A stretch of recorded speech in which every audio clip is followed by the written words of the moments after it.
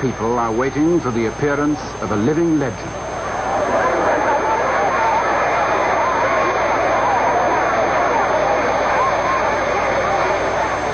Ministers of government, ambassadors and their wives, princes of the church.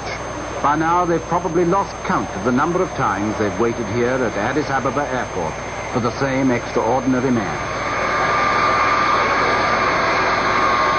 In a moment, he'll step from the door of this aircraft to a scene that's even more familiar to him.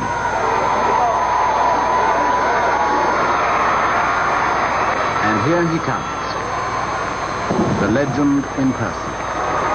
One of the world's best-known figures and faces, and one that most of us know least about. Father figure of modern Africa and relic of a vanishing world, feudal despot and reforming monarch, one of the last claimants to the divine right of kings, the legendary descendant of King Solomon and the Queen of Sheba.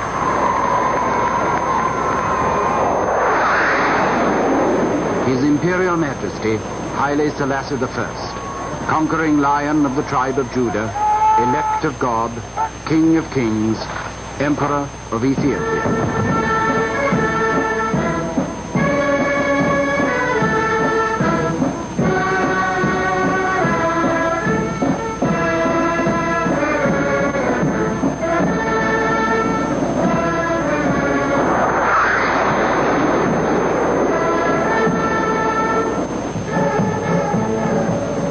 Not long ago, Haile Selassie celebrated his 40th anniversary as emperor, and his own people of Ethiopia came to do him honor.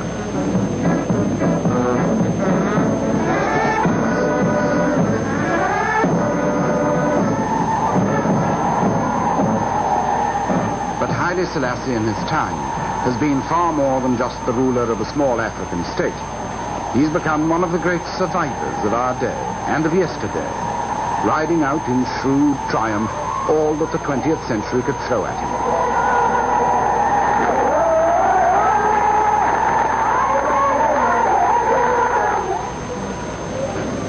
Today, Haile Selassie is courted by all the world.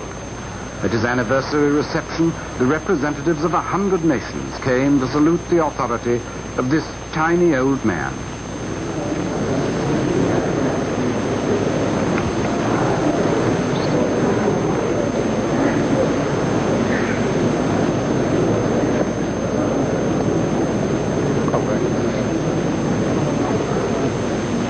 He was probably the first African leader to be treated by white men as an equal, and the first to be sacrificed by them in the name of appeasement. He's learned to trust nobody, except perhaps his dog, and yet he's won the respect of the world, for there's no man alive today whose life has spanned so much. Now, in his old age, he's practically the incarnation of the history of our time.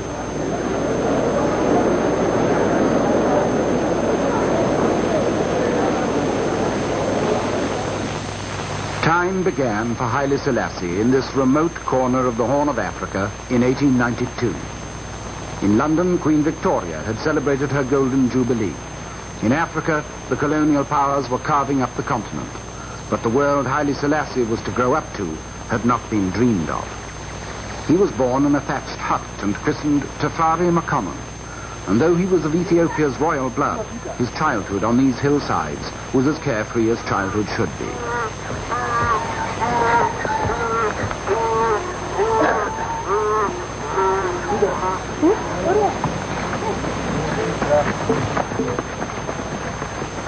Ethiopia to the world then was not much more than an African fairy tale. In European romance, it was the land of King Solomon's mines, Prester John and the Queen of Sheba, the place called Abyssinia, where the tribe of the Habeshan was supposed to live.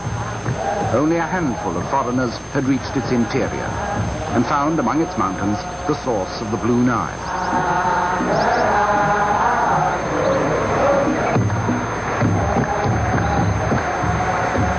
The rest was as dark as anything in darkest Africa, hidden by giant mountains from the deadly curiosity of the world.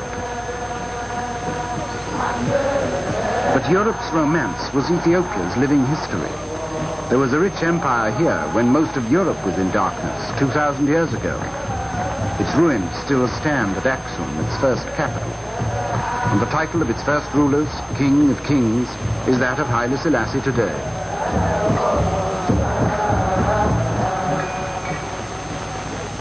The empire's history since then is a rich, confused...